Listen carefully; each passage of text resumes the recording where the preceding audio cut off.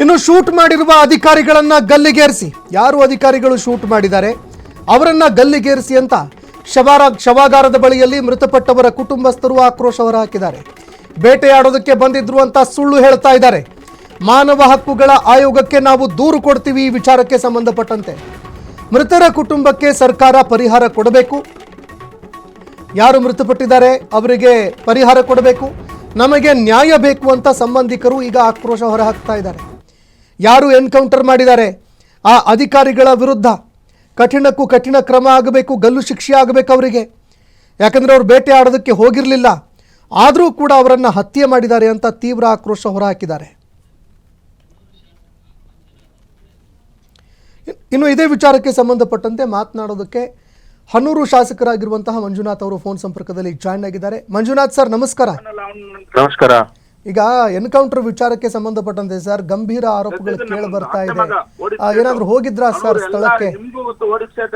ಎಲ್ಲ ಮಾಹಿತಿ ಈಗ ಎಲ್ಲ ಜನ ಇಲ್ಲೇ ನಾವು ಸೇರಿದೀವಿ ಟೌನ್ ಒಳಗಡೆ, ಎಲ್ಲರೂ ಜನರ ಮಧ್ಯೆನೆ ನಾನು ಇದ್ದೀನಿ. ಹಾ ಸರ್. ಸ್ಟ್ರೈಕ್ ನಡೀತಾ ಇದೆ. ಈಗ ಅದೇ ಈಗ ತಕ್ಷಣಕ್ಕೆ ತನಿಖೆ ಮುಖಾಂತರ ಈಗಾಗಲೇ ತನಿಖೆಗೆ ಆದೇಶ ಆಗಿದೆ.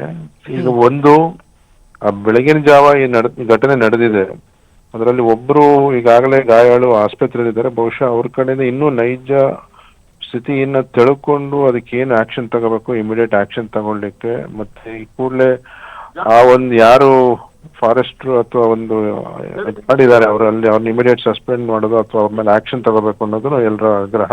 ಬಹುಶಃ ಅದೇ ಈಗ ಅವರು ಏನಿದ್ರು ಕಾಲಿಗೆ ಮಾಡ್ಬೋದಿತ್ತು, ಯಾಕೆ ಈ ತರ ಮಾಡಿದ್ರು ಅಂತ ಜನರ ಒಂದು ಆಕ್ರೋಶ ವ್ಯಕ್ತಪಡಿಸ್ತಾರೆ.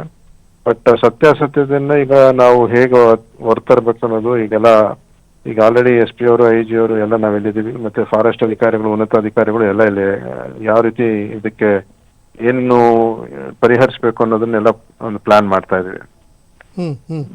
ಈಗ ನಿಜ ಕುಟುಂಬಸ್ಥರು ಬಹಳ ಆಕ್ರೋಶವಾಗಿದ್ದಾರೆ. ಅವರು ಯಾಕಂದ್ರೆ ಈ ತರ ಒಂದು ಘಟನೆ ಅದು ಆಗ್ಬಾರ್ದಿತ್ತು. ಯಾಕಂದ್ರೆ ಇವರೆಲ್ಲ ಫಾರೆಸ್ಟ್ಗ ಅಷ್ಟೊತ್ನಲ್ಲಿ ಹೋಗಿರೋದು ಒಂದು ಅದೇ ಏನಾಗಿದೆ ಅಲ್ಲಿ ಚಕಾಮುಖಿ ಅನ್ನೋದು ಇನ್ನು ಮುಂದಿನ ವರದಿಯಲ್ಲಿ ನಮ್ಗೆ ಗೊತ್ತಾಗತ್ತೆ.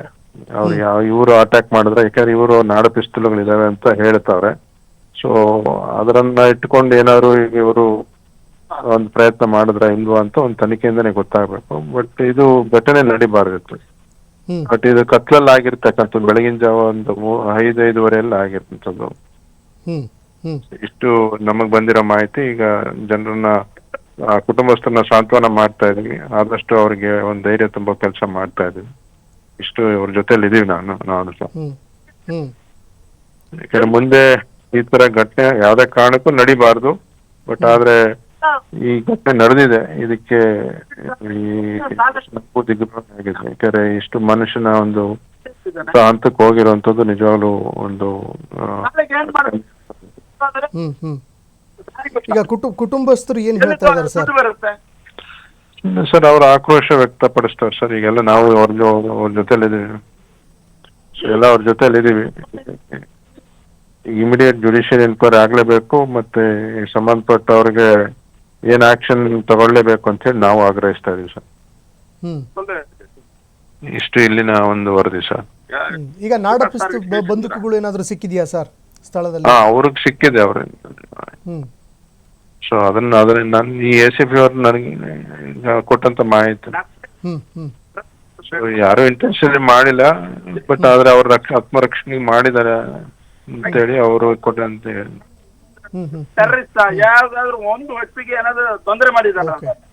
ಎಲ್ಲ ಜನ ಆಕ್ರೋಶ ವ್ಯಕ್ತಪಡಿಸ್ತಾ ಇದಾರೆ ಇಲ್ಲಿ. ಇಷ್ಟು ನನಗಿರ್ತಕ್ಕಂಥ ಇಲ್ಲಿನ ಒಂದು ವರದಿ.